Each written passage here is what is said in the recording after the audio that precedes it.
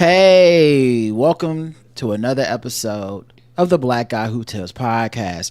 I'm your host, Rod, joined as always by my co-host, Karen. And we are live on a Tuesday afternoon after the Hornets did not get the number one pick in the NBA draft. No, yeah. It's only can be one number one, y'all. Only could be one number one. They had top odds to get them. They were tied with two other teams for the top odds. They all had 14% chance. None of those three teams got the first pick. Yeah, I'm about to say that was. And of those three teams, the Hornets got the highest draft pick of those three. Like the other ones moved down even further. The Hornets are fourth in this draft. And that's what we were doing yesterday when we weren't doing the show. We were watching the draft, lottery, and some NBA basketball and stuff like that. But we're back today. We were, and that right there. Oh, did you do the thing for the? Well, the official weapon of the show is the taser, and the unofficial sport. Not the taser, the taser. Folding chair. Son of a. Back to day one. Reset, y'all. I'm so sorry. No, it's okay. So yeah, we didn't. So there we go. We got that out the way. Now we can banter. Do you have any banter? Talk to me. Do you have any banter? Talk to me. Do you have any banter? Do you have any banter? I do. Talk to me. Banter. Talk to me. Do you have any banter? I do. Banter. All right, Karen. Banter us up. That was one of my banter. Oh, you wanted to talk about the draft? I did. Okay, we can have a little talky episode. No problem. But I was like, did he play the music or not? Because I was like, I didn't want to go off on a tangent and we hadn't introduced ourselves. We'll tangent away. No problem. As a Hornets fan, I am just glad we got. My expectation was I was hoping for the top 5, and we made 4. So maybe I'm the delusional person. I'm satisfied with 4 because there can only be one number one. I wouldn't call you a delusional person. I think fanness is kind of delusional as it is. We listen to some Hornets podcast, mostly Locked On Hornets, with Walker and Doug. Is it? Why am I drawing a blank? But yeah, we listen to them and they talk about the draft and they talk about the Hornets all the time. And so I think when your team is bad, psychologically, there's a thing that happens in the NBA where you start looking forward to the draft. Yes. And you replace the idea that the draft is done on a lottery system, because in the NFL, it's done by who has the worst record. Yes. In the NBA, you have a chance. You have the biggest chance if you have a bad record. But it's not that big of a chance between the first team and like the last team. And I know most people would go, what do you mean? It's got to be a huge chance. The team with the highest odds is 14%. The team with the lowest odds is like 1.8%. 12% difference. I mean, it's like it could be anywhere. It could be anybody. And but because losing drives people crazy and you have nothing else to talk about, you start talking about percentages like they're facts. And you go, well, we got the top 3%. We should be one of the top 3 no matter what. And yet, because of how they've smoothed out those percentages over the few years, the team with the best odds has not been getting the number one pick a lot. Like most of the time they don't. Nope. So I think it's so healthy that you were like top 5. I think the worst they could have got is 7. So if they wouldn't have been in the top 4, they would have got 7. That's the way. For some reason, that's how it works. Somebody leapfrogs you. But so they got 7. They got 4. They could have got 7. To me, it works out fine because I always worst case scenario with the lottery. I never go best case. I always think that's weird because it's very rare for it to happen. If it does happen, it only happen to one team because most people don't get excited. Like we moved up to 2 unless they really feel like they didn't deserve to be there or something. Right. So anyway, yeah, sports talk stuff, but yeah, I think it's also life's talk because it's like your attitude determines everything. And so last night I'm like, of course the Hornets didn't get the first pick. You know, I wanted them to get. I was happy when they when they weren't one of the teams that had bumped out early. I was like, ooh yeah, maybe we will get Cooper Flag. Yeah, they took that last break, and I'd love to spend 41 games looking at Cooper Flag. Me too. You know, to next year, like that would be dope. You know, people would be excited. We'd be on TV probably more once or twice. You know, like. You know, a bunch of stuff would have happened, but at the same time, it was like, okay, it didn't happen. We move on, and that's it. But also, I think neither one of us watch that much college basketball, so we don't get obsessed with these guys. Agreed. On that level, and we don't do a lot of hype, so we don't like even with Wembanyama. I never got super excited. I saw his highlights on some clips on YouTube, but I'm like, we'll see what he can do when he gets here. Right. It was, you know, I hope my team gets him, but if not, you know, that doesn't absolve them from trying to make a good team. Like you don't have to get the number one pick to make a good team. Right. That year we had the second pick and we end up getting Brandon Miller, who I love. Yes, and I really and when you go back and because the big thing was between him and Scoot, and when you like time will only tell. Right. I was like Brandon was actually the better selection. You know, that was another great example. We may have brought this up briefly last year on the show. I know these sports segments aren't popular with everybody, right.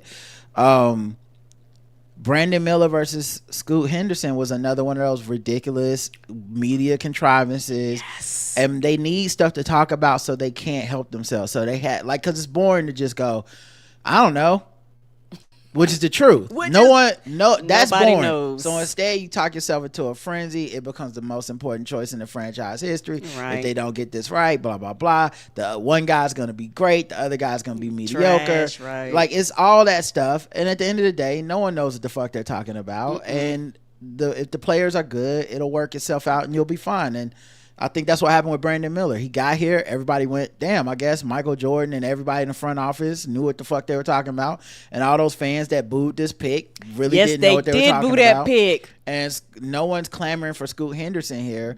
And it doesn't mean Scoot Henderson is bad. It's just he didn't become what the thing everyone said he would be.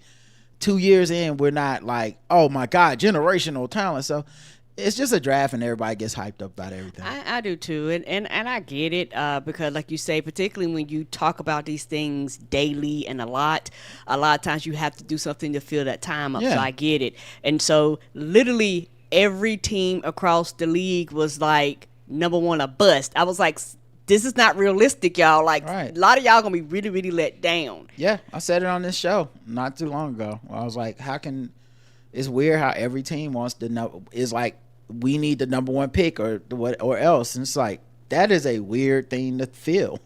Yes. And also for me, it's one of those things where I look and I'm like, everybody's not going to get the number one pick. And it doesn't mean everybody else it's like number one pick or bust.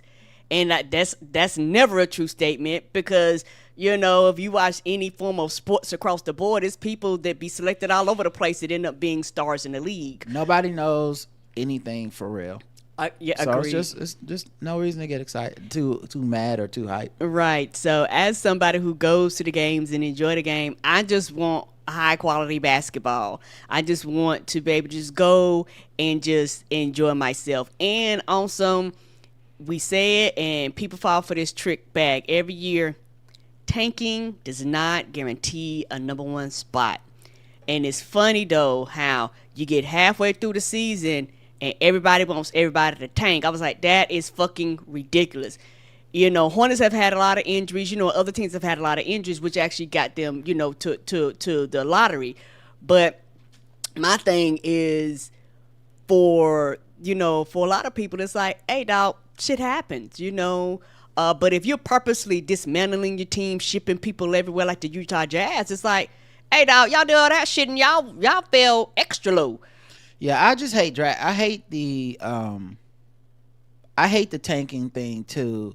And it's not just the morals of it. I get the people, you know, morally, I hate that idea as well. Just like, hey, people pay money to see y'all. You should at least try to win the game. Right. So morally, obviously there's that much, but I think almost every single person would agree on the moral part.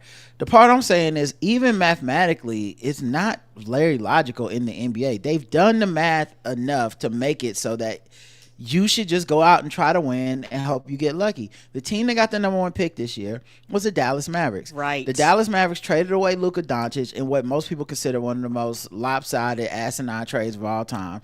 Yes. It made their GM a laughing stock around the league. Mm-hmm. And then they lost in the play-in game, which means they are the furthest away from being a shitty team that you can be, right, while also being a shitty team, right? Right. So they may have had 39 wins or something, and the Hornets had like 14 or something, right? Like, that's how different the big difference is. So they had a 1.8% chance to get this pick, and they won it. They got it. And honestly, that should teach everybody, you might as well just fucking play. Yes. You just don't know. And they're not the first team to be able to do something like that. A lot of these, every season we're looking at teams just kind of move up just willy-nilly, right? So my point is a different point about the draft. And I get it. It's maybe people are joking, maybe people are serious. I legitimately, if people genuinely believe this, I'm not gonna lie, I kind of do look down on people that think the draft is rigged. Right. It's not rigged. There's two reasons. There's two things about it. One, we have the reporters in the room. Like, they've done too much now to show it's not. I just don't think it's rigged. I don't think you have to rig a draft. I think that is a media contrivance and a fan contrivance. And when there's one team that wins the number 1 pick, you know what that means? There's 29 bitter teams and team fans. So they have to create these narratives. Agreed. But secondly, the other reason I think is kind of ridiculous. You know what you never see? Anyone saying who will get the number 1 pick before that happens. I can't go back 24 hours and see people go, Dallas is getting the number 1 pick. We all know the draft is rigged. And think about what the NBA is going to help them out because they lost Luka. Every team that was in the bottom 3 that got moved down has been much longer suffering than 5 months for Dallas Mavericks fans. Right. Dallas Mavericks was in the finals last year. Right. This is not They would have been in the playoffs if they hadn't traded Luka. This isn't a hardship franchise. If they, matter of fact, with the roster they have now, if everyone got healthy, they'd be back to a playoff team like that. Hornets haven't won a playoff series, I think, since 2002 or something like that. Yeah, like it's been a while. Something maybe even longer than that. The point being, every year they say it's rigged, and then they reconstruct these like issues backwards. So it's like whoever wins, they come with the story. You know what I mean? So like, they wanted the Pelicans to win it because, like, what do you mean? Why would they have wanted the Pelicans? Oh, see, because they helped out the Lakers. The Hornets tried to help out the Lakers with Mark Williams. What, did they get a reward? No. The same thing with if Charlotte would have won, you know what they would have said? It's rigged because they wanted a Duke player to go to Carolina. Meanwhile, the kid's from Maryland, or Maine. So that doesn't even make sense necessarily. It's just so weird. And I think it's part of the toxic fandom around these sports it's like, this is why I don't want to talk to people about stuff, because I would like to talk about maybe draft prospects or other strategies to be good, but everyone's just talking about the NBA. Adam Silver sent him to, like, why would he do that? He don't give a fuck if the kid goes to Dallas or Houston. He's just glad he in the league. If Dallas might trade the fucking pick. We don't know what's gonna happen. Like, it's just, we don't know. Like, no one knows anything except everybody pretends to know everything, and I hate that. Yeah, I 100% agree, but I kind of wanted to talk about that because, that was one thing, just sitting here and just, watching kind of the discord and the fallout and all that stuff. And on top of that, like you say, nobody ever knows who's going to do that first pick. And they literally said, like, a man like came in with like all the cards. They was like, that's the only person in this room that actually knows. Nobody else knows. Yeah, they let the media in. They let them see the process. Like, it's just stupid. But my point is, no matter how it would have turned out, they would have said it was a conspiracy. I agree. It's the same thing I said about when people act like the NFL was a conspiracy. It's because Taylor Swift is like, that doesn't even make fucking sense. The game is too hard to just rig. Ain't it though? So when someone breaks their ankle and they're out for 9 months, that was the part of the conspiracy. Get the fuck out of here. It just makes no goddamn sense. Why are people like this? I feel like that's why we got Trump. Because people are stupid. People keep saying that Tory Lanez got stabbed in prison. 14 times, and both his lungs collapsed, but he 14? somehow survived. Yeah, and he went to the hospital. But let me ask you this. Did you see him get stabbed? I did not. Then why do you believe the white man so suddenly? I'm going to need a little more evidence. How I know he didn't step on 14 pieces of glass with his lungs first. I feel like it's some bullshit. I don't trust it. He probably setting somebody up. I don't know why he would do this, but he seemed very evil and whack to me. So I won't be supporting him anymore. Tory Lanez is faking a stabbing, and y'all falling for it. Okay, I think I read it on the Shade Room that he didn't even really get stabbed that hard. So I don't even believe that. Karen? Oh, my next one, and I may have said this before, but I thought about it the other day, and you was like, you already told me that you cook for me, and you cook for me a lot. And cooking is a lot of hard work. And I always tell you thank you, and sometimes I tell you thank you several times, because as an adult, trying to decide what you're going to eat is something else. And also as an adult, the labor, like as a kid, you don't realize the labor that goes on behind cooking. But as an adult, you're like, oh, this is labor and time consuming. And also as an adult, you're like, oh yeah, this is why you had like them staples, here's lasagna, spaghetti, whatever it is, and y'all gonna eat on this for 3 days, because I don't have time to continue to think of what the fuck we gonna eat. That's true. So I'm grateful and I'm thankful that you do cook for me, because you know me, a lot of times you just prepare things for me, and so for me it kind of eases, my mind makes it simpler. I can just eat whatever you prepare. And to me, that simplifies the process. And I think a lot of people take those things for granted, particularly if you have a mate that does cook, regardless of who does the cooking. People take that shit for granted. But guess what? Somebody got to prepare it. Somebody got to stand over that stove or turn that oven on or bake it or fry it or whatever. Somebody got to do that, like labor. And I think in a lot of households, cooking is quote unquote invisible labor. But when it's time to get paid, all of a sudden all the men show up at the forefront. But in most households, women do the cooking. Well, yeah, I appreciate you. I appreciate you appreciating that I cook and stuff. But yeah, I agree. I think it is invisible labor for most people and whatnot. And the only thing for me is when I cook, sometimes I tell you the food is ready, and it take you a while to get the food. Yes. And then it be kind of cold. But the thing, I don't understand that, because I like my food hot. And it's so weird. I don't think I have the discipline to even be like, oh, the food is ready, I'll get it in 20 minutes. Especially when it's like freshly prepared in the kitchen 10 feet away. It's like, I definitely want to eat that right away. Like, food is totally different when it's fresh out the stove versus if it's been sitting on the counter for 10 minutes. That's true. So it's just, I'm not telling you you need to do this. I'm just always surprised by that, because I can't do that. I don't like I'll wait for the microwave to finish beeping. I'm that kind of person. I'm not an absent-minded, like, oh, I'll get to the food eventually. Maybe I'll just warm it back up with the mic. Like, no, some shit can't be warmed up in the microwave the right way. If it's got bread with it, then no, hitting it in the microwave, the bread get hard, the soup be, if the soup is hot, then the bread is cold, something like that. Mm-hmm. So I don't, microwaving a taco is a waste of fucking everyone's time. And you don't even know what the food is. You'll just sit in here and just keep working or whatever.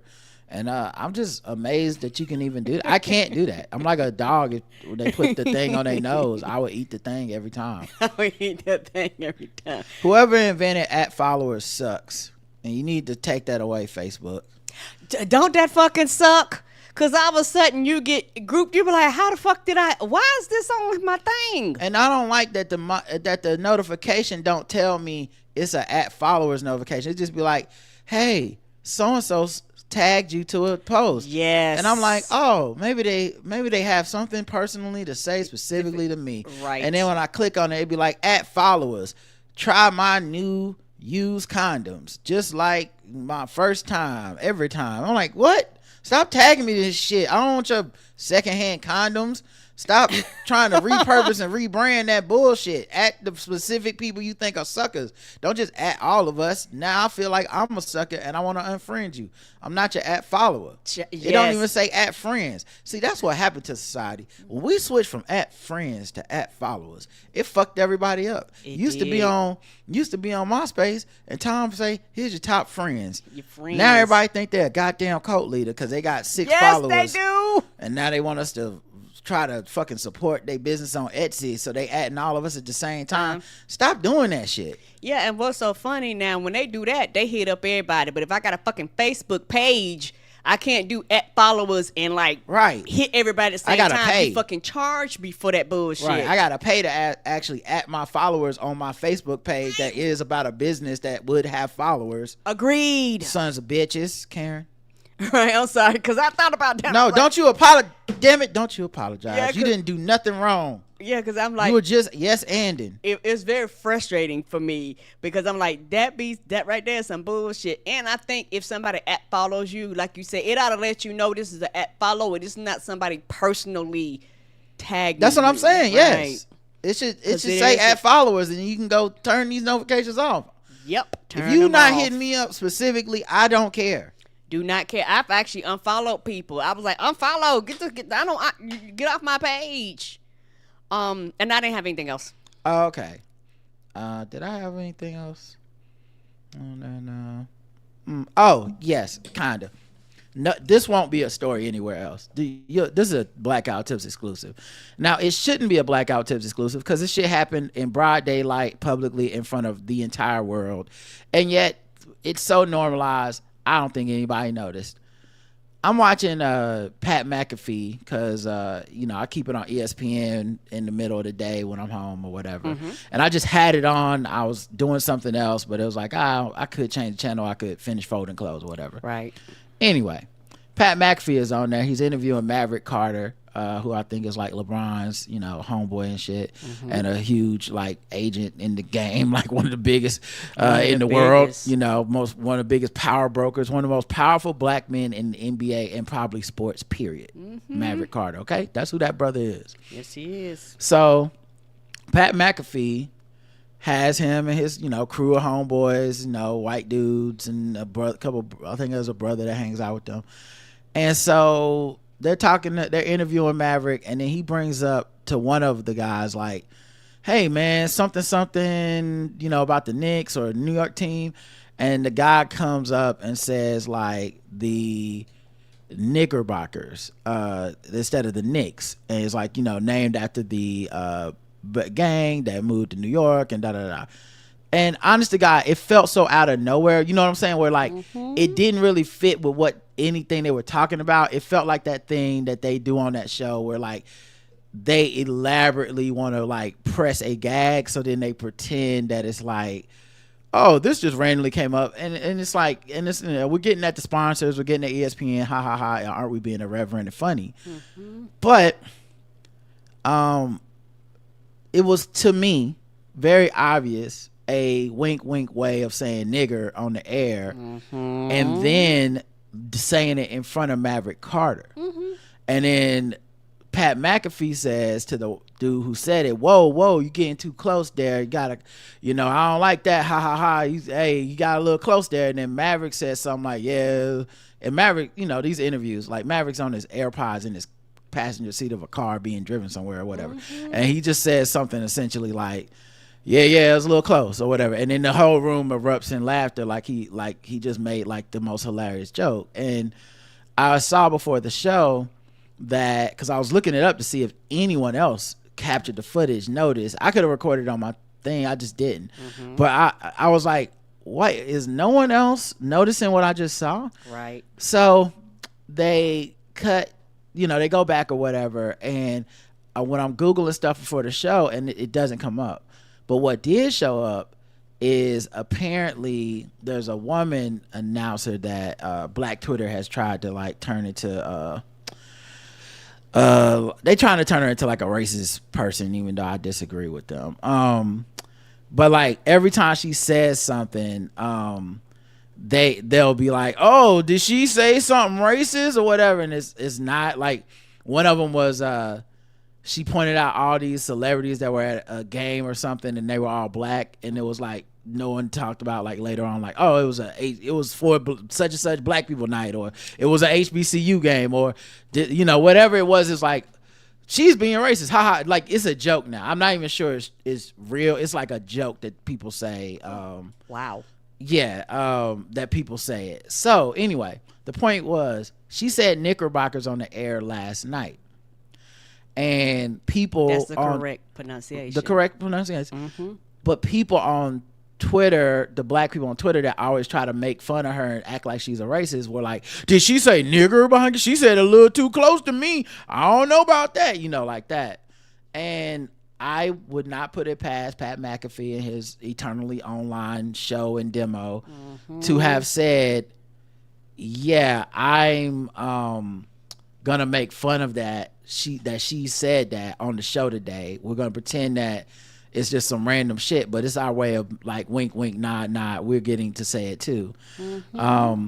It's Doris Burke catching heat over perceived Knickerbockers pronunciation during playoff game. That happened last night. So today, when the noon show of Pat McAfee, they make a similar Knickerbocker thing in front of Maverick Carter, who was a black man. I don't know if Roy, the black dude that be there, I don't know if he was there, but essentially it's just saying the N-word in front of a black dude.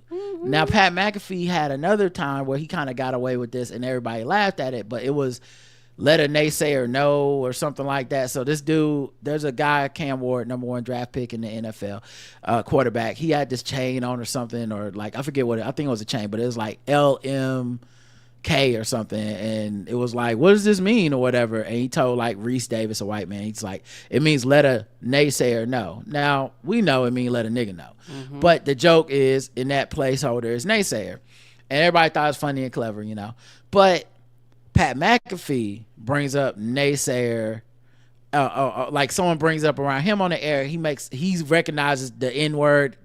So and like they started making jokes on the air. It's very funny. I'm not saying he was racist for that, but it's just very funny. But my point is to point out he is savvy enough to know playing around with the N-word, and he was rewarded for that the first time. Everyone loved it, shared the clip, thought it was funny. People, everyone was excited. This time, that's not the same. That feels a little bit like, Pierce Morgan having a guest on his show try to get her to say the N-word in front of Mark Lamont Hill. Where it's like the part of the joke here is that y'all said this around a black man who is a very respected, powerful black man, but he's hanging out with y'all are the cool kids. But you said the N-word around him and then got him to be like, yeah, it was close. And then, oh my God, the most hilarious shit of all time, because what's hilarious? You know what I mean? We said the N-word on ESPN is what's hilarious, and we can't get in trouble because we know it can prove that's what we were doing. But I saw it, and I don't think I'm opening my third eye or being very deep. It was kind of easy to see the line once I Googled it. It was like, oh, wait a minute. They were saying it wasn't Cam Ward, it was Jalen. Oh, he's right. Jalen Milroe or somebody. Okay. Thank you, whoever said that in the chat. Sorry about that. Y'all know I don't keep up with college football that much. But my point being, he knows what he's doing with the N-word inside, wink, wink shit. So it's not like he will claim ignorance if anyone else brings it up. I doubt anyone's going to bring it up, because who watches that show that has my sensibilities? They'll be like, whoa, that was weird. Right. Most people will just be like, I either don't watch him or, haha, that's why I watch him. But yeah, I thought that was some bullshit.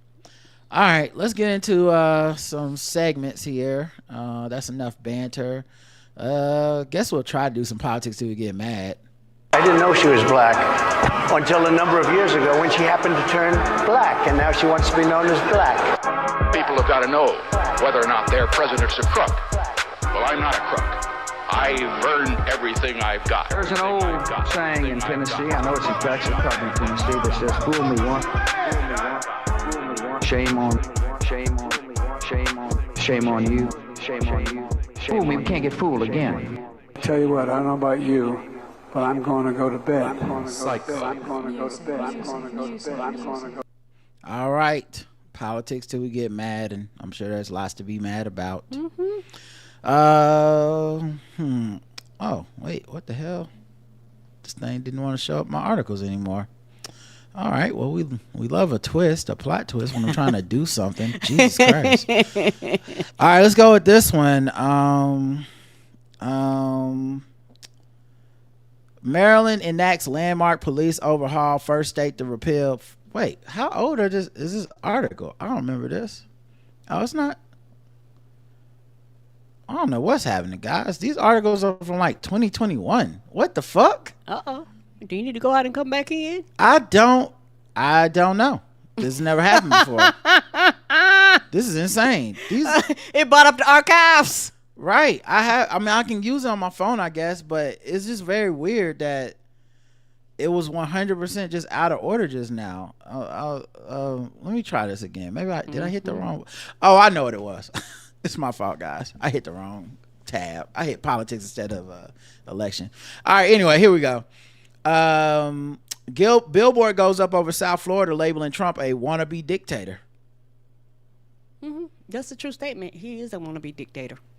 Shout out to the Floridians that are fighting back. They keep having that state vote for Trump, but I know it's not everybody. I know it's not. It's a lot of black and brown people that says fuck him. And that's where he be at in Mar-a-Lago and shit. So I know he gonna ride by it.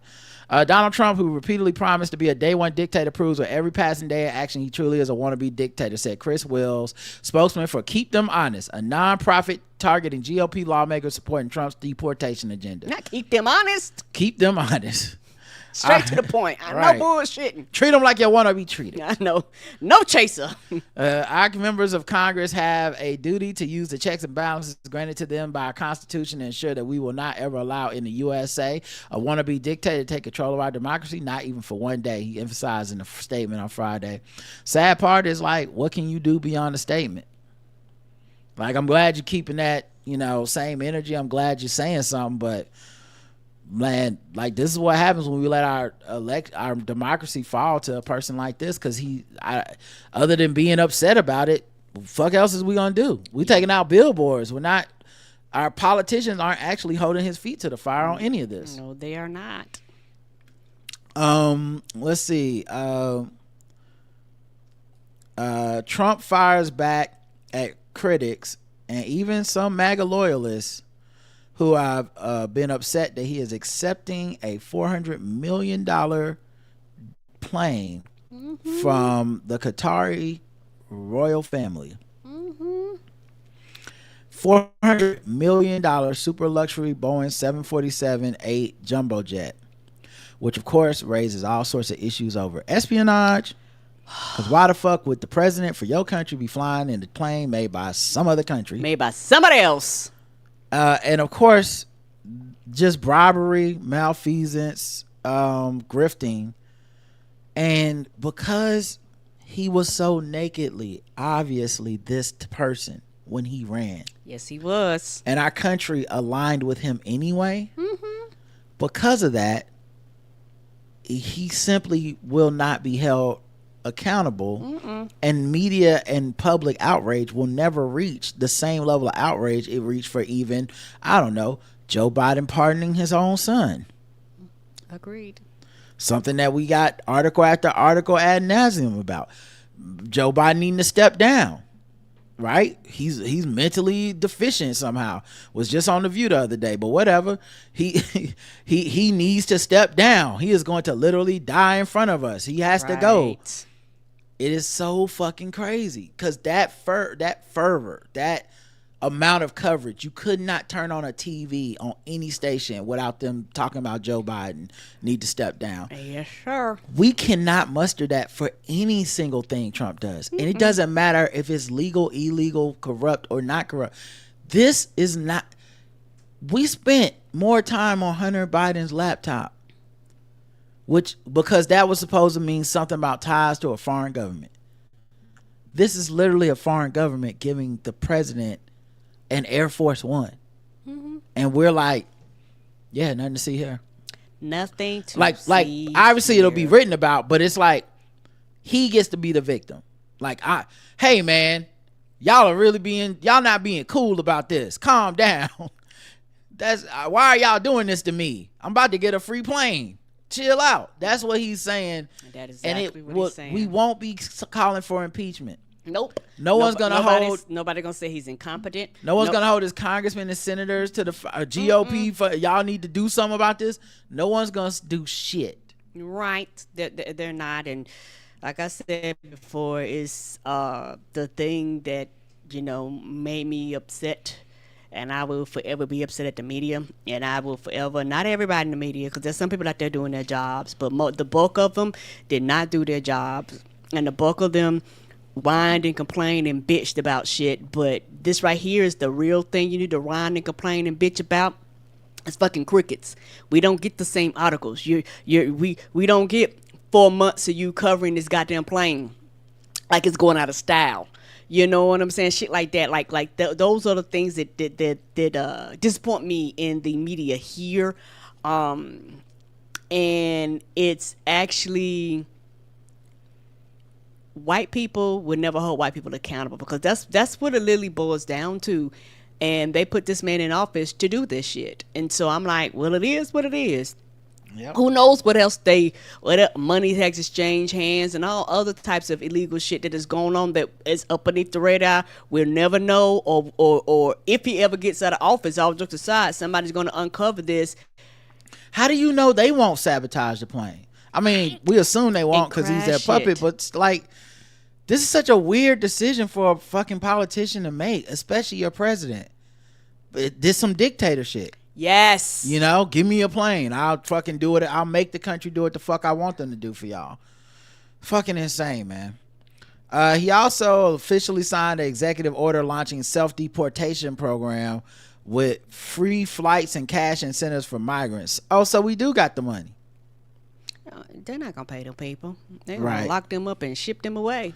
That's a valid point, Karen. Yeah, they are. But the fact that the budget got that is still interesting. The budget don't never have it for kids need to eat lunch. Fuck out of here, kids. Y'all better get a job or something. Mm-hmm. Meanwhile, let's say this program goes into effect. Let's say they pay these people. Then it's gonna be like, guys, we don't have anyone to pick the tomatoes. Because our country still relies on this type of labor, because we're not the democracy we paint ourselves as. Was the hardworking Americans can't wait to get back into the fields and do the labor that they think they're above. The ununionized labor, the below minimum wage labor, the off the books labor that makes this country work. They don't want to really do that shit. Mm-mm. But okay, good luck. Y'all talk a good game. Mm-hmm.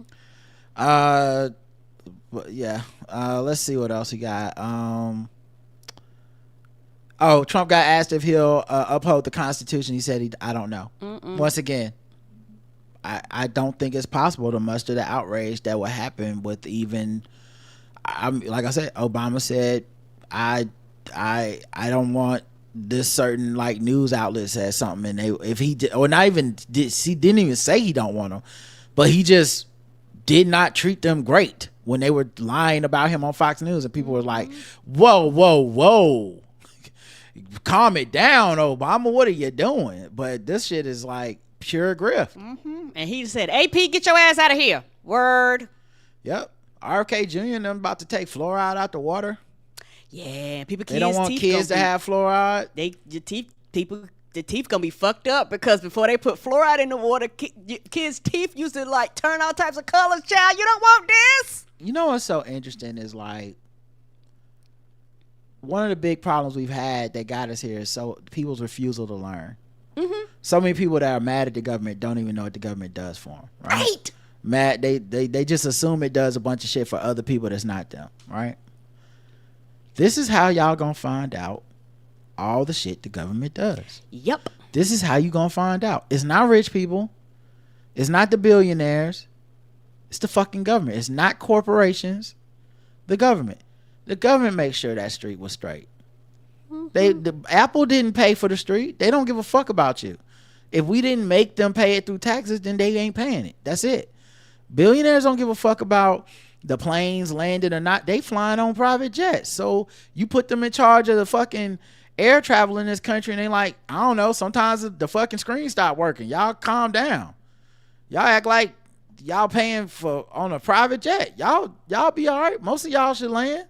Shit. That seems to be the way that the government is happening. And this fluoride shit, people gonna Fluoride doesn't even do anything. This is what happens when you protect people. It's sad. We've all witnessed it. Some of y'all have kids, so I know y'all know what I'm talking about. Mm-hmm. Your kid don't know how much you protect them because you just a good parent, right? Right. And they've learned to take it for granted. They've gotten accustomed to certain shit being taken care of all the time, right? And then one day, they don't like some shit you did. And what do they say? I'm running away. And you say, fine, run away. Mm-hmm. You can have everything in here that's yours. They say, yes, thank you. And then they go and they pick up the big wheel and you say, did you pay for that? Did you pay for that? And they go, what pay? What? No, what? No, it's right. Who paid for that? You. That's right. You can have everything that's yours. That's mine. I paid for that. Ain't that the truth? I gave that to you, but you don't want nothing now. You don't want me, yo. You don't want nothing from me. You bad. You gonna go. Mm-hmm. You gonna run away. Yep. And they go, well, okay. Well, I'm leaving. And they grab some shoes and you go, oh, what? They're my shoes. Well, did you pay for those shoes? Yeah. You can have the shoes you paid for. Let's look around and see if we can find any of the shoes you paid for. That's what the fuck is going to happen with the government when they let these Republicans strip everything, because it's going to be like, oh, that's what fluoride do. I didn't know fluoride was keeping cavities and teeth going straight and all this. Yes. I didn't know that because my dumb ass done always had fluoride. It's the absence of fluoride I noticed. And then you'll get the heart, well, who gonna fix this? Right. I guess hopefully if we can vote in another couple years, maybe we can fix some of it. But you'll never get it all back. You'll never get it all back. Nope, you will never. They're stripping shit down to the fluoride, y'all. Think of what else they must be doing. Right, that we don't even know about. And also the thing is, like you say, most Americans don't know what the federal government does for them.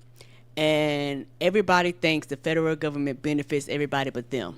Yeah. Put like this, for the fact that you go outside and it's a sidewalk, a lot of times the federal government pay for that. It's streets. Put like this, be it federal, city, or local. Somebody's government municipality covered the cost of this. Street lights, they cover. Trash removal, they cover. Trash pickup, they cover, y'all. Like, people are act ridiculous for these things, and they act like these basic services are just supposed to always be there, and the second that they're not there, I gotta listen to your fucking ass whine and complain, but this is the shit that you voted for. Yep. Nah, I completely agree. I think it's very frustrating because we shouldn't have to learn like this, but they don't want you to learn about it in school. They don't want you to read about it in books. They just kind of want you to start assuming that this is just how things are. Things just happen. Mm-hmm. And the government is the people you're supposed to hate. They don't do anything. You know, it's like whenever I hear black people talk about civil rights and they're also like saying like, oh, don't worry, we'll just protest. And I'm like, you know, did you read what happened with the protest? Yeah. And I'm not talking about getting beat up. I'm saying, did you read what happened with the protest? The protest led to the Voting Rights Act, yes, which is the government. So they were protesting to get the government to do stuff. You know what happens when you lose the Voting Rights Act? The shit that got you protesting right now. Like you can never let it slide back, but it's, you know, it happens all the time. People just every generation is doomed to take for granted the thing that, you know, the previous generation did for them.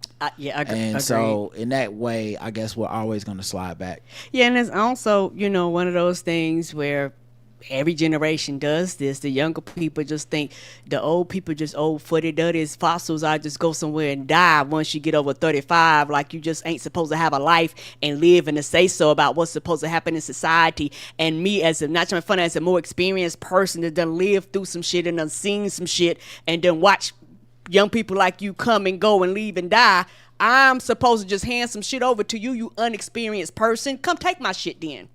Right. Let's see. What was the next one? Oh, never mind. That's not it. Trump budget Trump proposes returning Howard University to 2021 budget levels with hospital complete. So the Trump administration is proposing not to renew a $64 million payment to Howard University. The money, a one-time payment made to build Howard University Hospital, is no longer needed with construction complete, the administration said in its budget proposal. Howard is the nation's only federally chartered, historically black college. The budget proposal comes days after Trump signed an order establishing a White House initiative on HBCUs to deliver high-quality education to a growing number of students. Earlier this week, the president also told News Nation that HBCUs should not be concerned about federal funding cuts to their budgets. I got them more money than they ever dreamt possible, and they're in great shape now, Trump said, referring to a 2019 bipartisan bill that permanently provides more than $250 million a year for HBCUs. They have long-term financing. Nobody did that but Donald Trump. Still, HBCUs receive significantly less funding than predominantly white institutions. Black land-grant universities have been underfunded by more than $12 billion over the past 30 years, according to Forbes. The university is aware of the Trump administration's proposed funding recommendations for Howard University, one of the nation's premier historically black colleges and universities, as part of the discretionary funding levels of fiscal year 2026, Howard said in a statement to The Hill. Yeah, and the thing is, what y'all expect them to say? They can't complain. They dare not fucking complain. And this is the same university that has housing issues with the dorms getting old and all this stuff. And when they sat on that couch, when they came to the Oval Office, and I forget that lady's name now. That's how much. And she sat there with her feet. Yes. Had her feet on that couch. Kelly something. What is her name? What is that white woman's name? Yeah. Betsy DeVos. No, not Betsy. That's not who was on the. That's not that. But that's who was over the Department of Education. Yes. Okay. But that's not even the one that had her feet on the couch. Oh. It was the woman that was married to a Democrat. Kellyanne Conway. Thank you. So my point being, that woman had her feet on the couch, and our best and brightest university chancellors are there essentially having to beg Trump for funding because that's who was in the White House. Yes. And that is the role that they have. And we did a whole episode about it. You can go back and listen to it. It wasn't very funny. I'm not trying to rehash it. It actually made me very sad. It makes me very sad to think back to it now. Agreed. Because that's what we put back in the White House, meaning they gonna have to beg again. Yes, they are. Whenever some funding shit comes up, whatever, they got to go in there, shake the hand, do the photo op, and grin and bear it for the next generation of kids that can't afford for these universities to not exist because they took a stand against Trump. And I don't give a fuck what they put in the budget or the government before. Trump is so vindictive and petty, and these fucking executive orders that just seem to be like, fuck it, we'll do what we want to do, and then a judge may or may not make us stop 6 months from now, could easily any day wake up and be like, no more HBCUs. Okay. Just like that. Like, that's enough federal funding for y'all. He could do that. I don't trust him not to do that. So agreed. I feel like they're gonna not be able to say anything at the displeasure of this administration. Agreed. And this is what makes me very upset when I look at a lot of black people when they get mad at these universities for going up there and stuff like that. It was like, bitch, you do know they need the funding. You don't think they are doing this because they absolutely want to. Like you say, they are doing this looking at future generations. They already are underfunded. They already don't have enough. And so it's very insulting when you see black people act like these black people, like them chancellors, call them all types of coons. Like, no, bitch, you don't understand. Do you not want these? And some of y'all went to these universities. Do you not want your university to exist anymore? Make it make sense. Right. Yeah, so just bullshit, man. Yeah, actually, no, we're mad. We can get out of this, right? I think we went longer than we needed to. I was mad a couple stories back. Let's get into a different segment. Let's see. What was I thinking about doing? Let's do some gender wars. We're going to war. The gender war. There's a war going on outside. Gender war. There's a war going on outside. Gender war. No, I messed up. I do remember what I wanted to talk about. God damn it. I'm so sorry, y'all. But I'm about to get mad again. Still politics, but it's not necessarily the GOP politics. This motherfucker David Hogg. So David Hogg is one of the kids that got he was at that university where he like got shot, a high school in Florida where he got shot at, and he became a political person. And this thing has been like, I'm a Democrat, but you know, I hate the Democrats and I'm gonna like primary all the Democrats, which once again, I don't have a problem with you primarying all the Democrats. I actually don't give a fuck. I think everyone should always be ready to get primaried. I'm not even one of those black people that's like, you better not primary no black people. Do it. If you can fucking beat those black people with some outsider motherfucker, then that means they weren't doing their job. I think it's gonna be a waste of time and money. You won't find many black people that have been elected that haven't done the fucking legwork in their communities to get elected, but give it a shot. I don't give a fuck. It's really that simple for me. But David Hogg goes on Bill Maher show. And as always with Bill Maher shit, some bullshit popped off. And he kind of was doing his shit on the Democrat thing, where he, you know, because I think he sat in on the whole, like, I don't know if he sat on the whole panel or whatever, but he did this, you know, thing of like, oh yeah, the Democrats, they're not letting people have fun and the boys can't get laid and all this shit.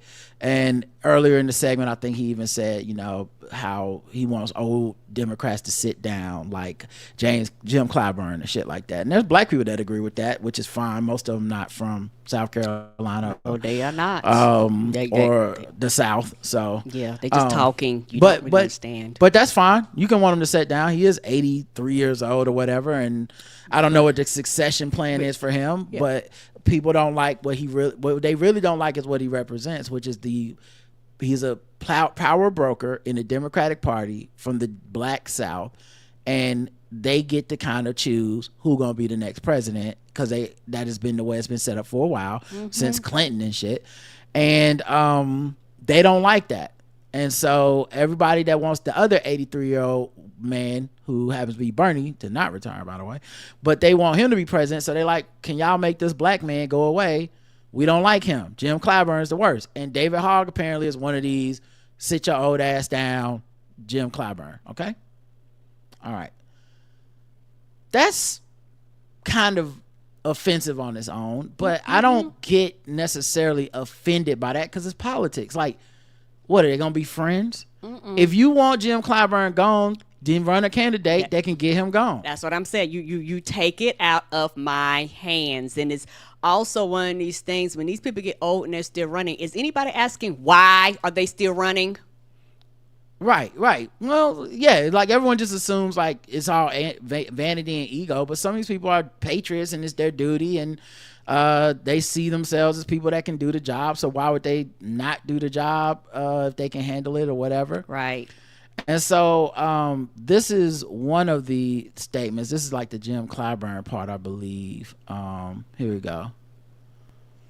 There's one thing I wanted to talk about too, which is a little bit of what you just talked about, which is there have been a few members that have come out that have said, well, you know, if I retire, my life is effectively over. And what I would say is, get over yourself. This isn't about you. This is about our country, and it's about your constituents. Nobody is entitled. I don't care if you've been there for decades or just one term. That seat is not yours. It is your constituents. That is who you're there to serve. And if they choose to serve somebody else, so be it. That's all we're trying to do with Leaders We Deserve, is give people the option to vote for somebody that isn't necessarily the same person. And Bill, let me applaud one thing. I'm glad that David is at the table.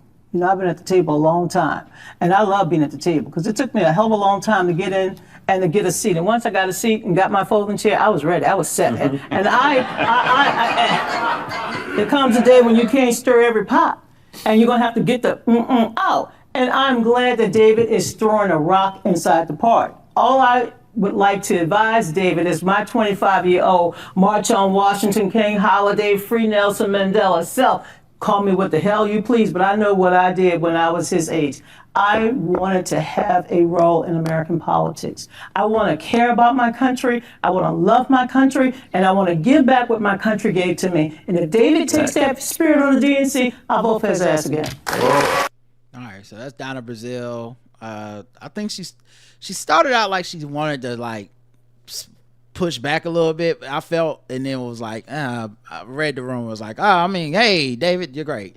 Because I think the other thing she intimated in there is, I put in my time and my work, and I want to serve my country, and I'm doing a good job at it.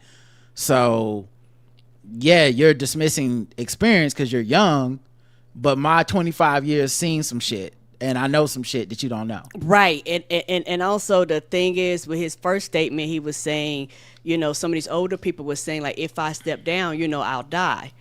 And I was thinking, for some of them, that is a statement. Because they understand, if they do, the up-and-coming people, because, not trying to be funny, they're not stupid. So they see the people around them, and they see the young people, like, they see these things, and unless you have like a successor kind of already built in, a lot of times you're looking like, if I step down, will these people continue to do this, or will I get shoved to the side and my needs and the things that actually matter to the people that I represent die because this person does not care about the same things that I care about? And to me, that goes back to what I said before, how, like I said, young people that act like old people just supposed to go into the corner and die, and that's not so. So I think it's interesting, and a couple things are happening there that I think we have to be specific about. I don't know if it's ego or just commitment to the cause or what, but if you're an effective leader and you say, I don't want to retire yet, I'm still doing a good job and I'm still representing the people I'm supposed to represent, fine. The second thing I always think about too is, people always say stuff like, if you haven't set up a successor, right, we don't know that they haven't. It's not really our business to know that if they have or not. Like, they may have, and maybe they want them to be more public facing, or they may just have a succession plan, like, hey, if I lose this seat, this is the person I want to endorse next. Or maybe they're leaving it back up to the constituents, like, they keep electing me, but if I die, they'll elect someone else. That's like true. Who knows, right? But my point is, like, people often talk about that, like, well, you know, they haven't set up anything. I'm like, we don't know that. You know, people say that stuff about, like, Al Sharpton. You should have set someone else to do. First of all, that person ain't me.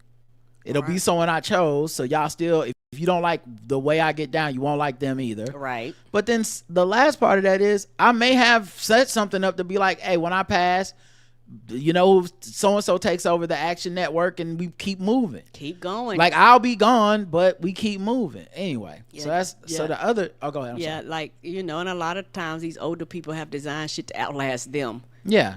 So this is the part that I think is interesting. So keep in mind what the first part, old people go home. We don't want you here anymore, right? And we'll challenge you. We'll get your seat. And I love progressive people like this because they always assume they're going to get the seat. Meanwhile, we've watched progressive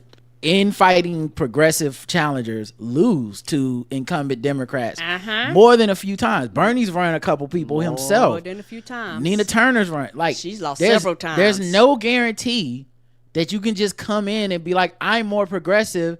Obviously, everyone here will vote for me. There's no guarantee. Bitch. And they never say that was a loss we took and we had to listen to the people. When they lose, they sound a lot like Trump. Yes. There's a lot of like, it was stolen, it was rigged, they just had more money or something. Or the people are stupid. Yeah, they never just go, maybe we haven't done the inroads, the work on the ground that makes people want to come vote for us. Maybe they don't fucking trust us. Right, because we don't know you. Maybe the fact that we just showed up. Because people always say that about Democrats en masse, but that's not true.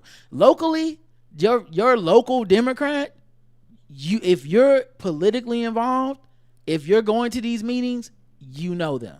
Yes. And you know them way more than you know Jill Stein. Right. You can't because show Jill up. Stein won't show up any other time that's not an election. Right.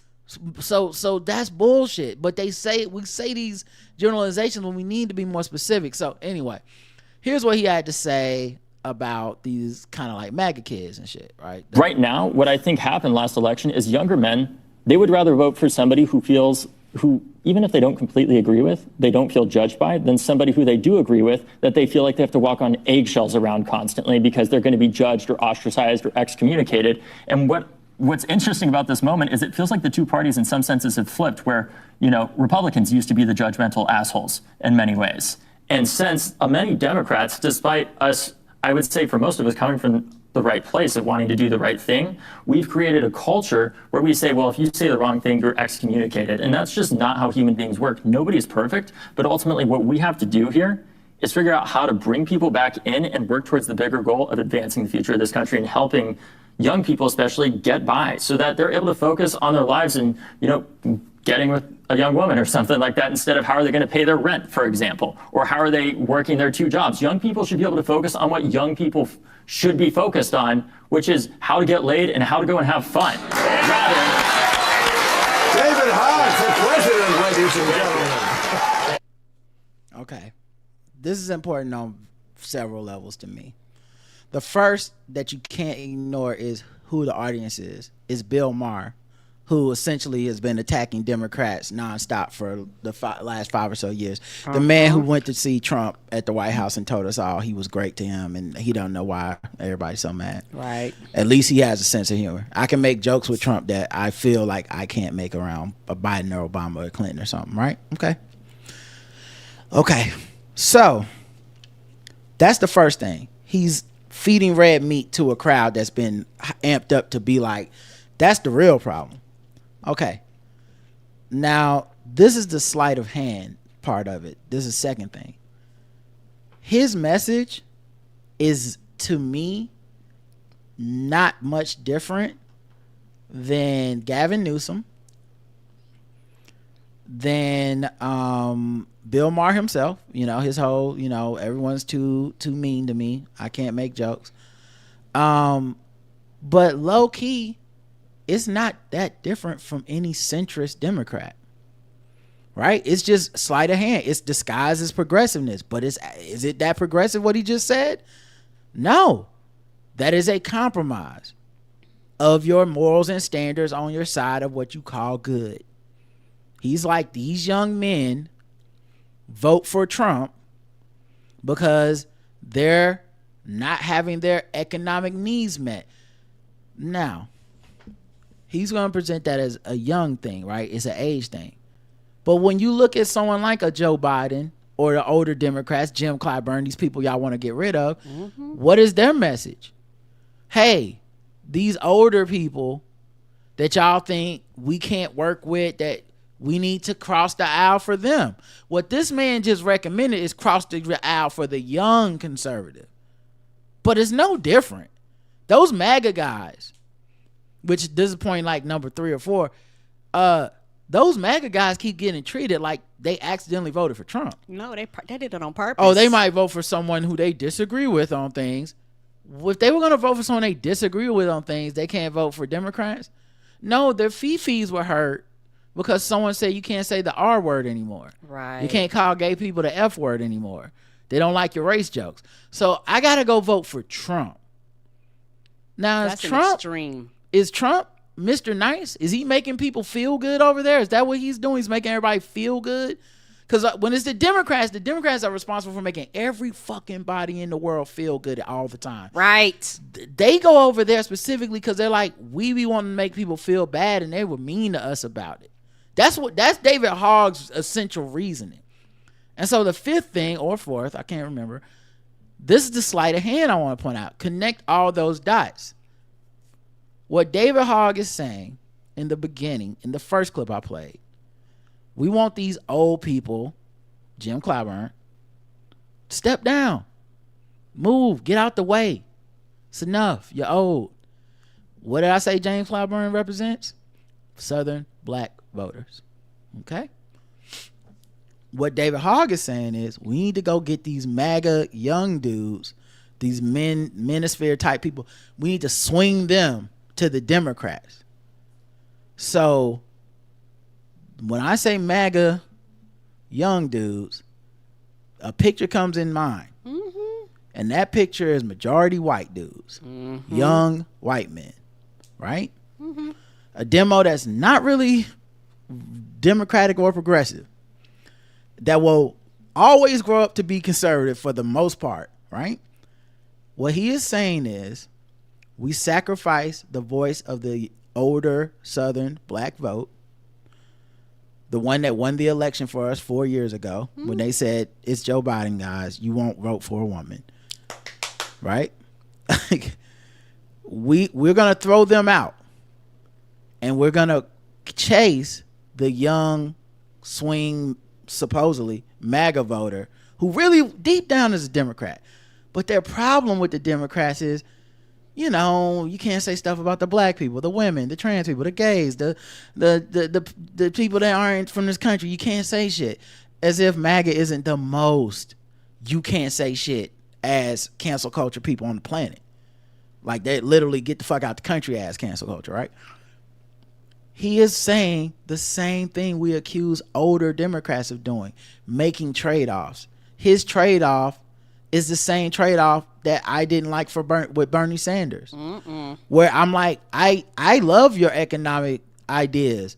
I just don't think that should come at the detriment of being able to talk about race. Right. I don't think that's a bad. You should be able to talk about gender and abortion and stuff just as fervently, because that is what I demand of a person I'm going to vote for. I didn't say I wouldn't vote for you if you won the primary, sure, but I notice your imagination for black shit is only so far. You can't use the word identity politics to me as a Democrat and not be a red fucking flag. Right. It's all identity over here, baby. Ain't it though? So I think David Hogg is no different than a Gavin Newsom, and to some extent even like a Joe Biden. It's a democratic message you're essentially pitching, which is we have to make some compromise with the other side so we can get a collective mass of people to do something in this country. His thing is young MAGA dudes. That's it. He didn't switch nothing. It's the same formula, except he put in young MAGA dudes instead of like old Republican politicians. Like, if you talk to Joe Biden, he'd be like, hey man, Jack, we got some things done with back in 67, you know, and it would be like, this dude was a card carrying racist, but we agreed that the taxes need to come down. He's talking about old MAGA dudes, just his generation of MAGA dudes. His generation. Of conservative. David Hogg is talking about his generation of conservative, because at the end of the day, the tie that binds for them is essentially like, I still can see good in this white dude. I need to save them. They're mistaken. I am affording him this privilege. I'm not saying he chose Trump. I'm saying his feelings were hurt, and maybe he just kind of sided with Trump a little bit, but he doesn't really believe in Trump. He doesn't really believe what Trump is saying. What is Trump selling? He's not leaving room for you to think it's hurt feelings is all it takes to be over there. And for people that say stuff like a couple, it was like, well, he's talking about all the dudes. Well, let's look at the percentages. Even if you go, he gained some percentage with all groups of men. Well, it's still the vast majority is white men making up the biggest part of MAGA. It's white supremacy he's selling. It's bigotry they're selling over there. And this is why I'm glad we work for ourselves, and I'm glad I'm not a politician and I don't have to gather any votes. If you went on that side, you're just a person that believes in that shit. Right. What else are we talking about? He didn't leave room. No, he put like this. Trump is one of them. They've always been like this, but it's almost like we going back in time. Trump is doing shit that they used to do, you know, pre-segregation and slavery and shit. He's saying the quiet shit out loud. He's not leaving no room for you to second guess. He's not leaving you no wiggle room. He's not leaving anything out there for people to give him an excuse, because before they used to use all that flowery fucking language, all that sleight of hand, all that fucking tap dancing to make white people feel comfortable in their racism. Trump said, fuck that. It is what it is. This is what I'm running on. Bigotry, you got it. Racism, you got it. Misogyny, I am here. and that's what he's saying, and he's saying it out loud, and he's not trying to hide it. So that's what they voted for. They didn't vote for anything else. He didn't leave them any wiggle room. So when you're not gonna gaslight me and act like I'm crazy when I'm like, bitch, that's what you voted for. Right. Absolutely. And it's just, why are we, I bet you during the civil, I almost guarantee it, I probably have read it before but just don't remember off the top of my head, but I bet you during the civil fucking war there were newspapers writing Abraham Lincoln and saying, what is wrong with Abraham Lincoln's message to the Southerner plantation owner? Be gentle, be why soft isn't to them. he, what, because you know that's how we ended Reconstruction, was the plight of the white man. What's he doing? He's the Negro government is running everything, and they're savages. They're raping everybody. They're doing drugs. They're killing people. And the poor white man that all he ever wanted to do was help the Negro through slavery, he is down here suffering. 8 years, Karen. 8 years. That's all it took. That's all it took for people to be like, we have had enough. For us to have the most lynchings ever. That's what happened.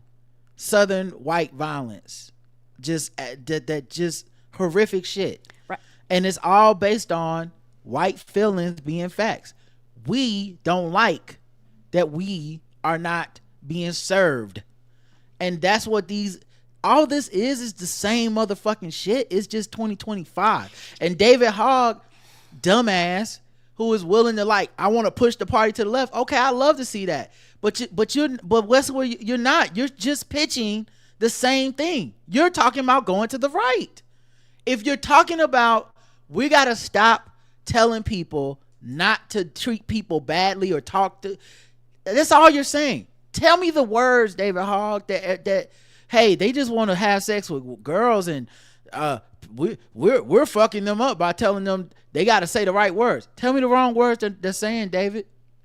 What words are they saying? What words are you willing to allow them to say? Right. Is it that woman saying the N-word in front of Mark Lamont Hill, where everyone else on the panel not black? So hey, it's not gonna hurt our feelings. Is that what we're doing? What are the words, dog? So I see him the same thing he accuses Democrats of doing.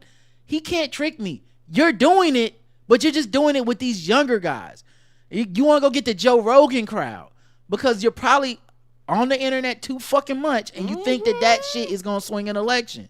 Only thing it's gonna do is swing you and compromise you and make you the person that's untenable. So once again, I welcome his primary challenges, mostly because I don't think he's gonna win any. Right. It's just a bunch of online ideas masquerading as some type of fucking knowledge. If you won't put the work in on the ground, all you're doing is going on Bill Maher, shaking his hand, and all you showed me was you're capitulating and compromising yourself in front of Bill Maher.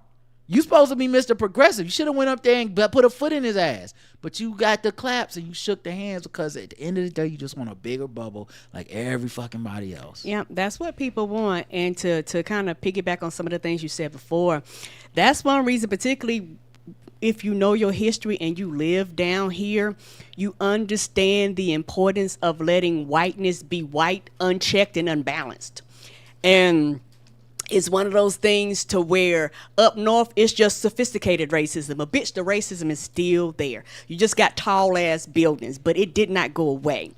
And it's one of those things where a lot of the country has tricked themselves that racism only even white people, even black people, a lot of the countries trick themselves that shit only happens down south. That's not true. You know, the KKK was all across this country, y'all. It wasn't just down south. Right. And it's wherever black people was, right. That white people was. They was like, hey, we don't like blacks no more. KKK time. Right. And so it's one of those things where a lot of people lie to themselves and they act like the South isn't the canary in the coal mine.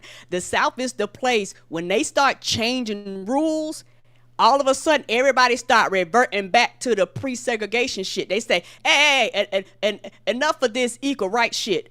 All the southern states come out the blue. It's like, yeah, because they just been waiting for this. Yeah, like I said, man, David Hogg, man, I have not been one of these people that's been anti-David Hogg. I know a lot of people have been kind of like, shut the fuck up, white boy, with him or whatever. I don't care. He's young. This is part of the process. Same way with him. Same way with AOC. I remember people that hated her, and I'm like, I think if she's made of stern stuff, she'll come around to how things have to be, because you'll realize that trying to work with folks like this, you're like, wait, you can't. Trying to work with Bill Maher is impossible. They don't know it yet, but that dude's essentially a conservative at this point. You Yes, can't. he is. You're not going to be able to go over there without basically bullshitting.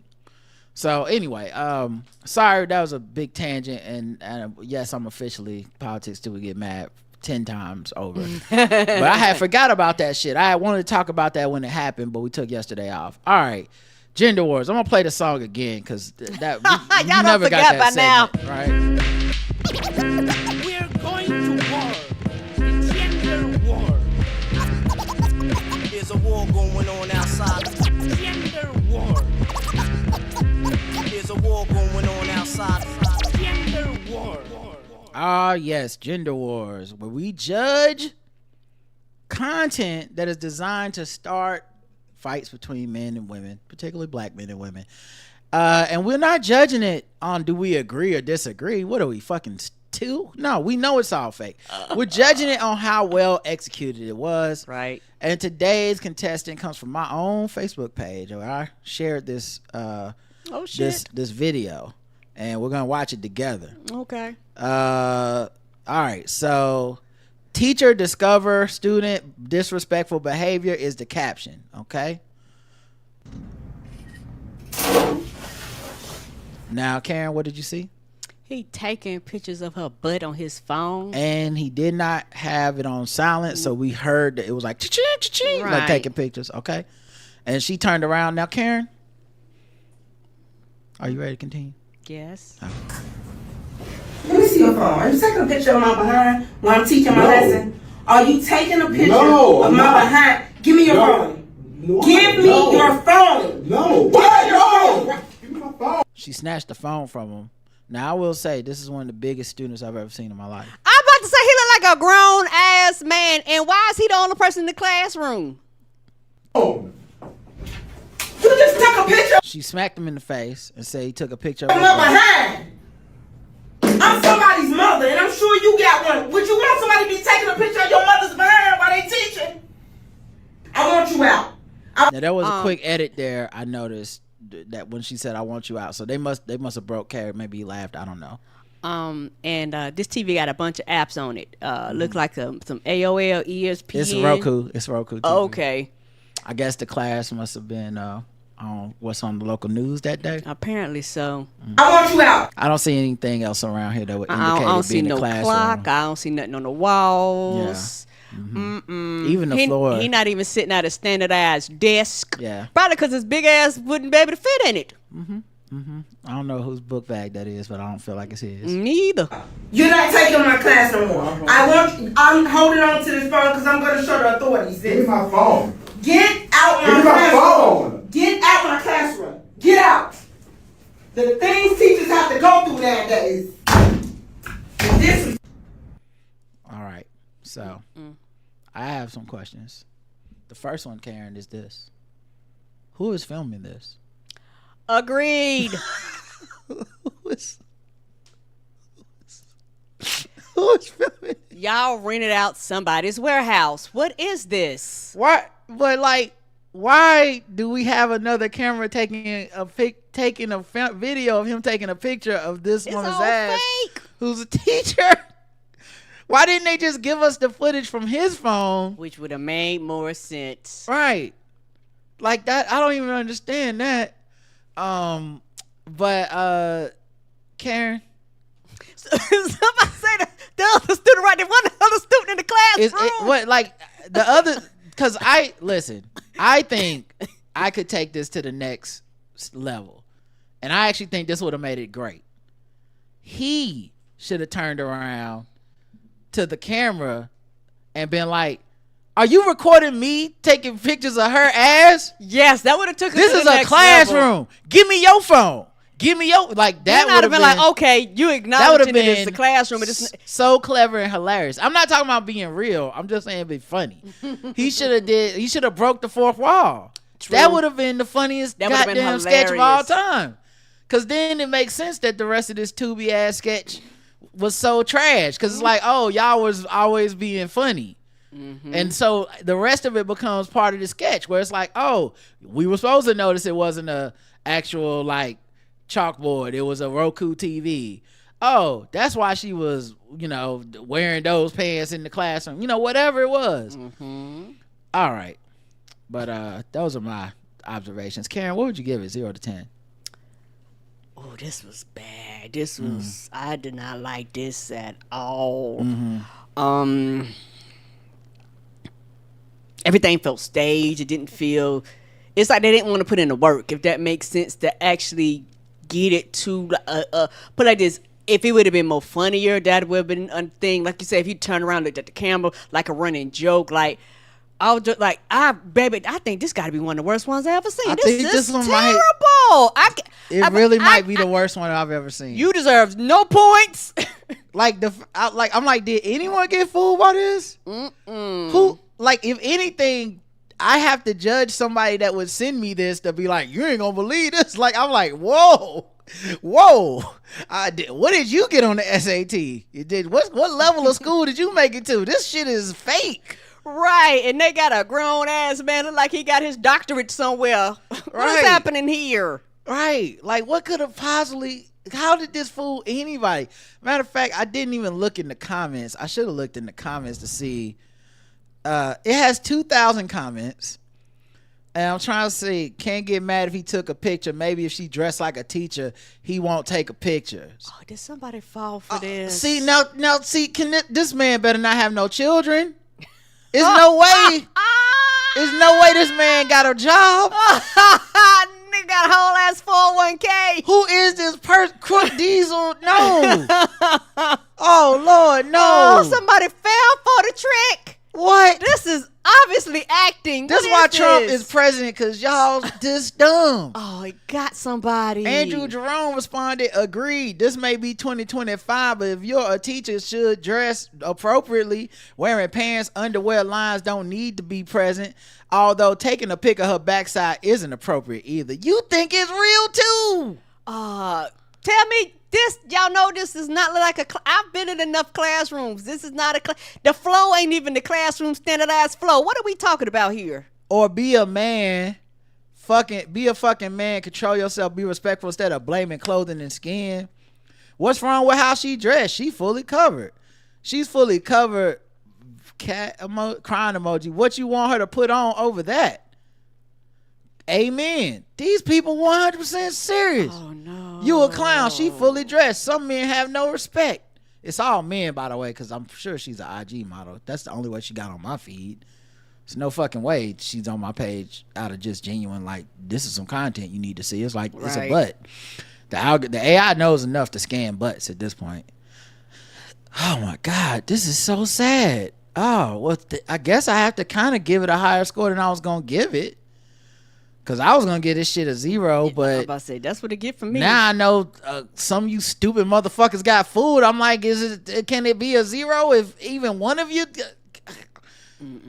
High school. Oh, shout out to my man, Vincenzo Vega. Ain't nobody else in the classroom. Isn't she the one who got into it with the chick on the bus for wearing that cake ring? Fake stories, but she cute though.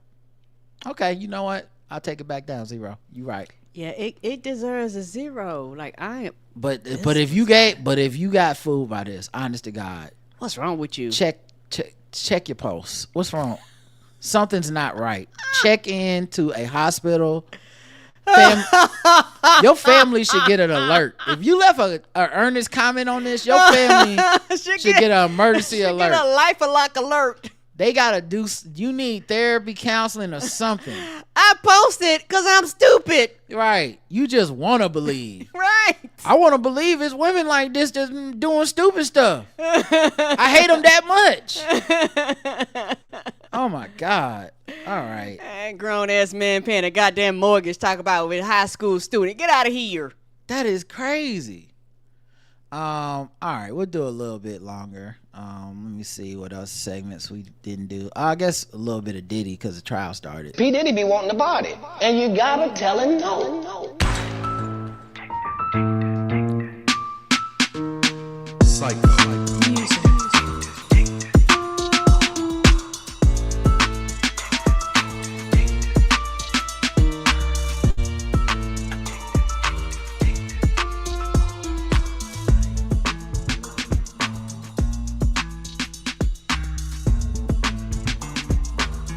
All right.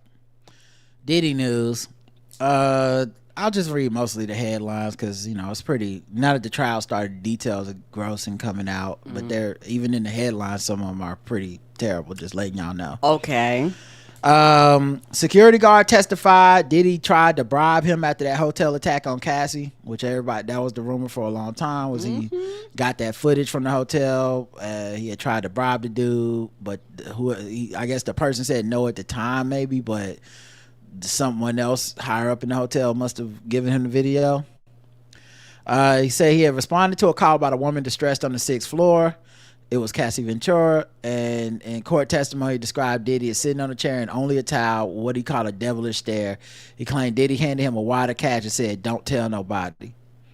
So, then you got this one, which is Cassie testified that she was forced into those freak offs on her period. Says she was urinated on by sex workers and Diddy.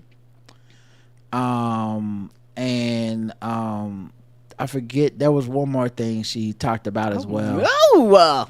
But she, and we obviously saw the video. So I mean, I can't imagine a scenario where I wouldn't believe her, and maybe she'll finally be one of the women that people do believe because of that video. But we saw Slim Thug and how he talked about her before the video came out.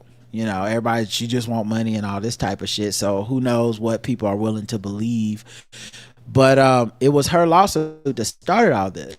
Yes, it was. Because he didn't want to settle or whatever. He didn't want to pay. She put the lawsuit out, and then because it was like the statute of limitations was about to be up, and then all of a sudden he settled once everybody read the details of that filing and was like, started corroborating things and being like, wait a minute, this is Kid Cudi, like that kind of shit.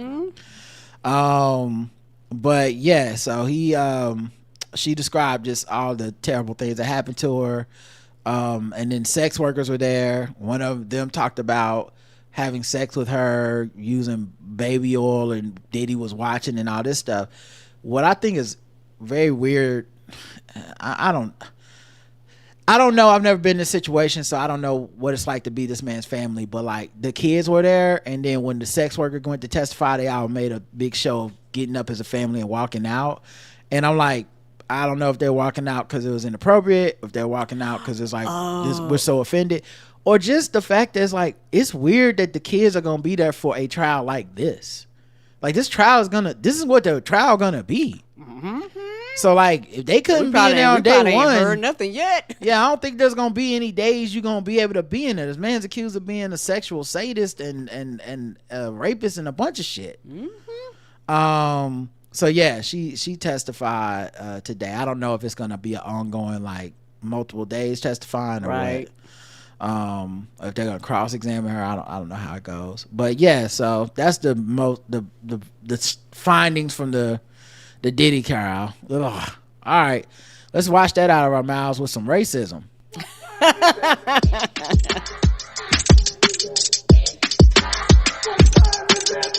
It's time to guess the race. It's time to guess the race. It's time to guess the race. It's time to guess the race. Kentucky man accused of biting cat's ear off. What did the cat do to you? Right, man.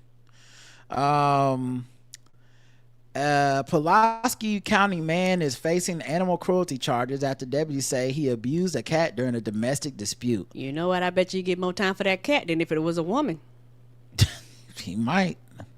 According to Pulaski County Sheriff's Office, 22-year-old Zachary Rollins of Russell Springs was arrested Saturday following the report of a domestic incident. They say he allegedly bit a cat's ear off. Investigators say they were shown photos and evidence of the incident along with messages from Rollins. And one message to a family member, he allegedly claimed he bit the cat ear off because it had bitten him first. What the fuck cats do? What are we talking about here? I like that he thinks that explains anything. It does not. You know what I mean? The cat. Okay, so the dog took a shit in the living room. You gonna take a shit in the doghouse? Like, that's not how that works. Rollins was taken into custody charged with torture of a dog or a cat, which is a felony under Kentucky law. I told you it'd have been a misdemeanor if it had been a woman. It was like, you want to drag a black man behind a truck? Fine. 2 days in community service. But I know, a $250 fine. Killing a cat. Too far. Felony. He was booked in the detention center. Hope for All Pets took the cat named Bunny. Oh, well, that's ironic because, right. Bunny ears. No. Right. They took it to a veterinary hospital in Lexington where they learned of other injuries the cat had received. Right. Because, he been beating that cat's ass. Mm-hmm. He beat cats. He not a fucking good person. She had 2 broken legs, her ears and teeth marks on them. So he had bit other places. Wow. Pretty nasty and infected. She was pregnant. Hopefully not by him. Recently, I'd say in the last week or so, he wasn't taking care of his cat. The vet bill to get her back to health will be between $3,000 to $4,000. If you like the help, you can send donations to Shabil and they get an address. Karen, guess the race of this cat ear eating son of a bitch, Zachary Rollins. White. Karen's going with white for the cat ear eater. You know what he should have said? What? I just wanted a little catnip. All right. White says the chat room, white furry rage. Someone tell Stephen King we found the cat eaters Trump was talking about white. Oh no. You didn't say Haitian though. Feral white man. The correct answer is white.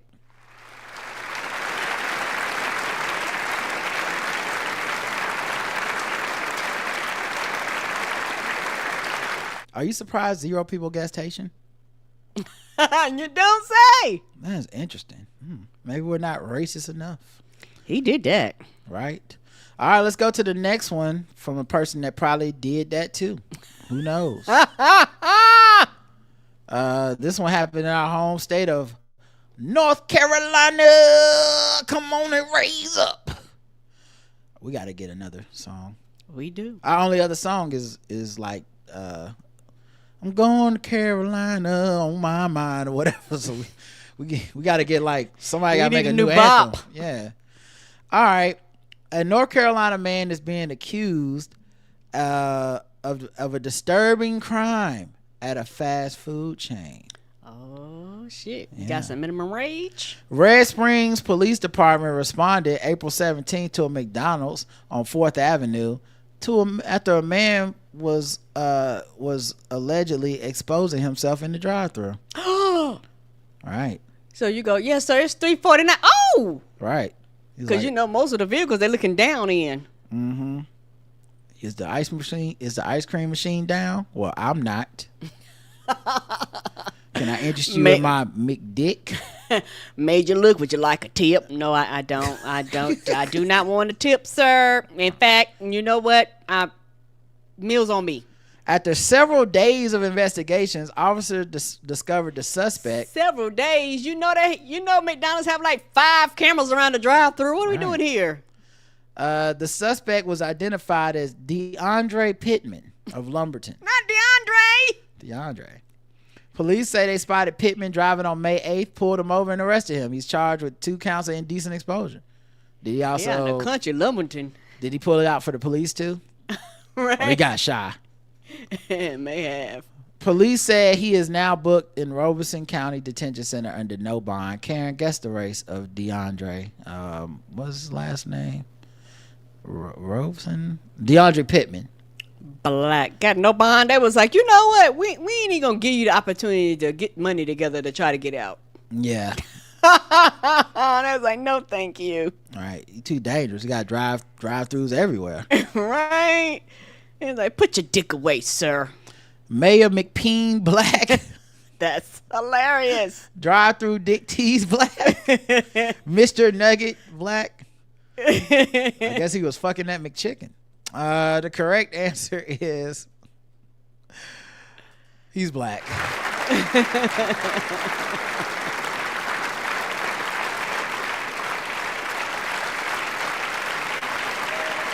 You know, he definitely ordered Sprite with his combo.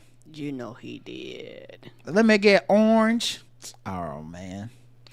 All right, let me stop before we get into Doja Cat territory. Let's go to the next round. The bonus round is getting more racist.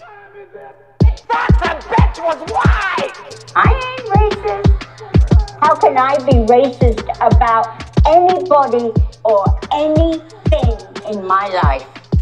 How can I? Call them niggas. Just call them niggas.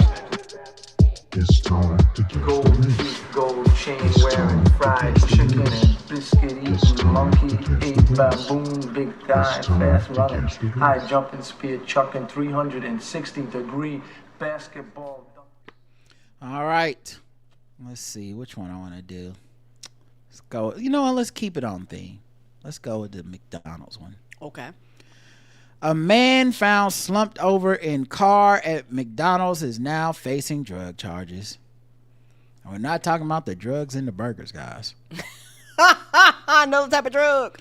A man found slumped over in a vehicle at McDonald's fast food restaurant in Aberdeen is facing drug and embezzlement charges. Embezzlement? Damn. How he get there? You know them are two different type of crimes, right? Right. What? Well, blue collar and a white collar crime. That's like, sir, you had a nickel bag of weed, and is this the accounting books for 12 LLCs? Yes, sir, you're under arrest. Is this Vince Carter's contract from the NBA? Right? What is happening here? The man was identified as 52-year-old Christopher Goodwin of Rockingham. The case began on February 14th, not Valentine's Day. Not that day that Captain America and the Brave New World came out. Officers with the Aberdeen Police Department were called to a McDonald's. Upon arrival, officers identified the male as Goodwin. After awakening him inside his vehicle, it was determined he had an outstanding warrant out of Richmond County for embezzlement. During the arrest for the warrant, Goodwin was searched before being taken to the jail. They found a bottle containing 4 small bags with a white powder-like substance believed to be narcotics. Not them narcs. Damn, that's crazy. Then I gotta fill out some more paperwork. You know they mad. I was like, maybe he was embezzling to pay for the drugs. You ever think about that? Right. Maybe it's all the same crime. So they sent it to the state lab, and the substance in possession was fentanyl. Warrants were obtained on him for felonies, possession of Schedule II controlled substance. Attempts were made to locate him, but he was not found in Aberdeen. The same day, he was located at Richmond County Sheriff's Office and taken into custody. Taken by the Richmond County Sheriff's Office, taken into custody. He was taken before a Richmond County magistrate who gave him no bond due to post-release condition on the previous bond. Karen, guess the race of Christopher Goodwin, who's of course presumed innocent. White. All right, Karen saying he is white. Not that we can't and won't embezzle, but you know. Right. Now, listen. You go with your gut. White powder, white collar crime, white. I hear you. Same color as Ronald McDonald's face is what you're saying. Oh no. All right, Goodwin and white. Shamrock shake white. That's hilarious. White all over. The correct answer is white.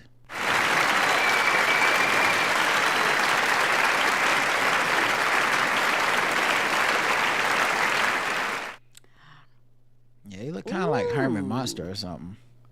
I don't know. Times is hard for my man, okay? Child, that's a hard ass haircut. Yeah. Well, you get super cuts money or super size money. You don't get both, Karen, all right? You don't get both. Yeah, take a nap at the McDonald's. Had the itis. Let's go to the final thing, sword ratchetness.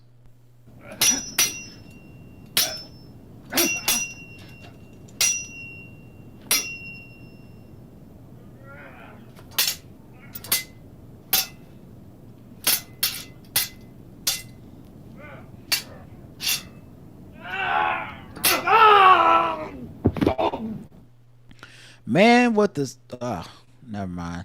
Just one of those pay for it articles. Sorry, San Francisco Gate, but not this time. Let's go to a different one. How about New York man charged with stealing sword and bullhorn from Rick Pitino's St. John office. Oh shit. This is back during March Madness. He was mad as hell. Apparently so. The bullhorn. Yeah, it's crazy because, like, as a responsible coach of young men and their minds, why do you have a fucking sword in your office? A great question. And you know you gotta yell at people sometimes. It just seemed like a bad place to have any kind of weapons. When you're like, God damn it, Johnson, step it up and practice, you son of a bitch. Why is the sword on the wall? That man could end your life, and you know he's more athletic than you. A 25-year-old man for stealing a ceremonial sword and bullhorn from Coach Rick Pitino's office at St. John's University. Police say the Queens resident was arrested Friday, a day after police released surveillance footage showing two men walking down the hall in the building carrying the stolen items. The suspect faces charges of burglary, trespassing, and several others. Police say the theft happened Tuesday when two men gained entry to the university athletics department offices. They're still searching for a second suspect. Did they not think there was everything is filmed? I mean, and right. My thing is, see, how did you know? Did you just randomly walk into the office and be like, oh, let's take this? It sounds random. It don't sound like a planned crime. Right. It sounds like a crime of opportunity. Yeah, they was like, somebody locked the door. They just walked out of there like, go Q's, and thinking they wouldn't go to jail. Apparently so. Child boo is what I have to say to that. I like one of my favorite phrases. All right, y'all. If you're hearing this, you have 48 hours left, basically, to get behind the paywall. On the 15th, the sale is over. And $100 for the year. I've been helping people. They've been emailing me like, can I do Zelle? Can I do Cash App? Can I do PayPal? Can I do Venmo? I've been helping them. Okay? I've been getting them in that paywall, been helping them sign up, everything. Yay. Get Thank the you RSS to the new people. feeds situated. I got you. But after the 15th, I don't got you. Okay? It's going to be too late for that. Just remember that, because always somebody on the 16th, hey man, I wanted to get the sale. Hey man, what the fuck I'm supposed to do for my whole life? I gotta move on, baby. So you got 48 hours. Okay? You've been warned. Midnight on the 15th. It's not gonna be there no more. Trying to help. All right, y'all. That's it. Get behind that paywall. Enjoy our movie reviews and all that great stuff. All right, until next time. I love you. I love you too. Mwah. Bye, everyone. Have a good